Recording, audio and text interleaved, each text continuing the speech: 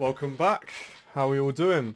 In this video, we're going to be discussing another topic that I thought could be quite interesting to share. It's actually something that I'm currently reading about, called the chimp paradox, by Professor Steve Peters. It's an extremely insightful book about how the brain works and how you can, and why your responses to certain situations are the way they are. I seriously recommend this read. It's really, really insightful. In the human brain, we have a lot of thoughts that can be very destructive or constructive. Destructive in the sense that we can really put ourselves down and we can really frustrate ourselves and not support ourselves in our day-to-day tasks. Constructive, however, are thoughts that build you up, thoughts that can carry you through your day, thoughts that keep you busy, thoughts that keep you diligent. In the book, it essentially describes the way in which you manage your brain. It separates the brain into three separate parts, being the human, the chimp, and the computer. The human is the very civil and rational thinking part of your brain, whereas the chimp is the very almost emotional side of the brain, involving very reactionary responses, jumping to conclusions before facts and evidences are even pulled out in the first place.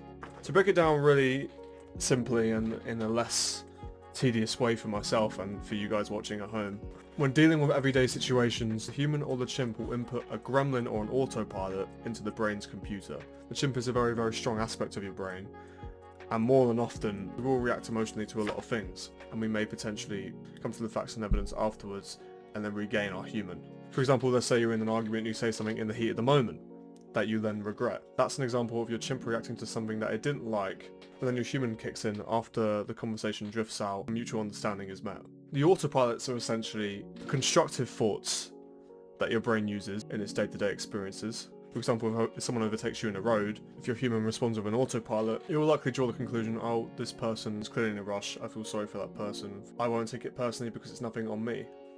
That has everything to do with them. Whereas if in the same situation you have a gremlin in your brain, inputted by the chimp, that gremlin may cause you to react in a way in which you're frustrated, you want to sustain your ego because it's been hurt by this occurrence, so you try and overtake them and brace them. You feel offended and you feel very angry. Essentially, when the chimp inputs gremlins in your brain, it's going to hurt yourself a lot more. So the idea is that we input autopilot. A very, very good example of these gremlins versus autopilots is the could versus should situation that I would like to discuss. The term should being the gremlin, and could being the autopilot. We often use these words a lot in our day-to-day experiences, without even realizing we're doing so. Should is a very direct command word that implies obligation, advice, and expectation. The term could signifies a possibility or ability, or a suggestion. We use these words more often than we know, and it's because they're often filler words, and they're quite easily overlooked in our day-to-day speech. Without thinking, should can create a lot of stress and pressure. Therefore, this is a very destructive gremlin. It's very similar to the word must and need.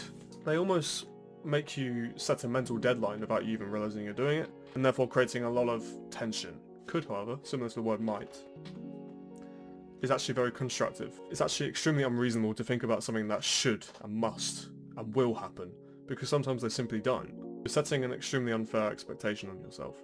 These destructive command words can also evoke a sense of judgment, maybe even guilt and a feeling of failure. However, could and might can actually create a feeling of hope and a choice, rather than feeling like you're forced to do a certain activity in a certain amount of time. Here's a few examples of this. Saying I should be more organised rather than I could be more organised are extremely different sentences. Should be more organised implies that you need to get it done, and if you don't, you're likely to have quite mentally drastic repercussions. However, saying you could be more organised suggests that there's positive room for improvement, and it's not something you need to jump the gun to straight away. Therefore, it's less pressure on yourself, and the knock-on effects of that are removed, giving you quite a lot of space mentally. So the main points gathered so far. Thinking about it in the most simplistic way possible, your brain is separated into three major parts: the human, the chimp, and the computer. The human is very realistic and uses facts and truth to gather a conclusion. The chimp is a very strong, powerful being that takes over quite a lot and hijacks you, and is very emotionally driven, and often jumps to conclusions before gathering evidence. We as humans have to essentially try and control that.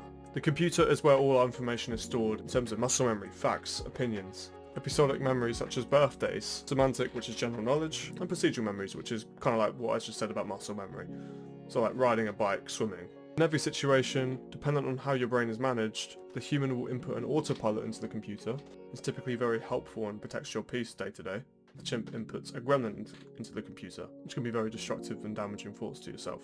The word could that we use all the time is very constructive. The word should that we probably use actually more of in our day-to-day life is very destructive. What we need to do is essentially try and manage those two and replace the gremlins, i.e. in this situation the shoulds, with the autopilots, i.e. coulds. I hope I've painted this picture very well.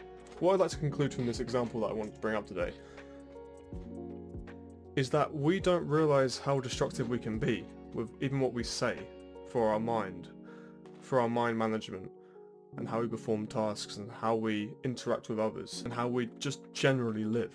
There's so many small things that we do that we ignore that, if changed, would add up and create such a more constructive and helpful for ourselves kind of person.